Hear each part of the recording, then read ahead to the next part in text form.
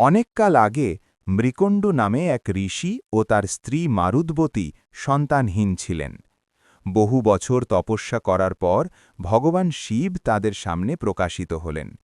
শিব বললেন, তোমরা দুই রকম বর পেতে পারো। এক, মেধাবী ও মহান পুত্র, কিন্তু তার আয়ু হবে মাত্র ১৬ বছর। দুই, দীর্ঘায়ু কিন্তু সাধারণ পুত্র।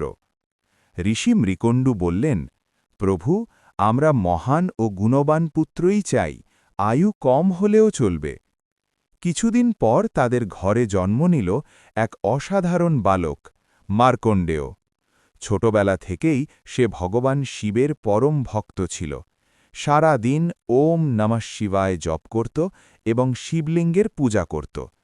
কিন্তু বাবা মা জানতেন ১৬ বছর পূর্ণ হলেই তার মৃত্যু আসবে। এই চিন্তায় তারা কষ্ট পেতেন। যখন মার্কণ্ডেয় ১৬ বছরে পা দিল, সে সব সত্য জেনে গেল। কিন্তু ভয় না পেয়ে সে বলল, আমি মহাদেবের শরণ নেব। সেদিন সে মন্দিরে গিয়ে শিবলিঙ্গ জড়িয়ে ধরে গভীর প্রার্থনায় বসে পড়ল। ঠিক তখনই যমরাজ তার দূতদের নিয়ে এলেন। দূতরা কাছে আসতেই এক অদ্ভুত শক্তিতে পিছিয়ে গেল।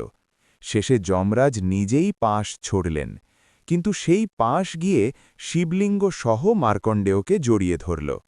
মুহূর্তেই শিবলিঙ্গ ফেটে ভগবান শিব প্রকট হলেন, ত্রিশূল হাতে। তার চোখে ছিল ক্রোধের জ্যোতি। শিব বললেন, আমার ভক্তকে স্পর্শ করার সাহস কিভাবে হল? শিব যমরাজকে আঘাত করলেন এবং ঘোষণা করলেন, মার্কণ্ডেয় চিরঞ্জীব হবে, মৃত্যুও তাকে স্পর্শ করতে পারবে না। সেদিন থেকে মার্কণ্ডেয় হলেন অমর ঋষি, আর শিব পেলেন এক নতুন নাম, মৃত্যুঞ্জয়, অর্থাৎ মৃত্যুকে জয়কারী।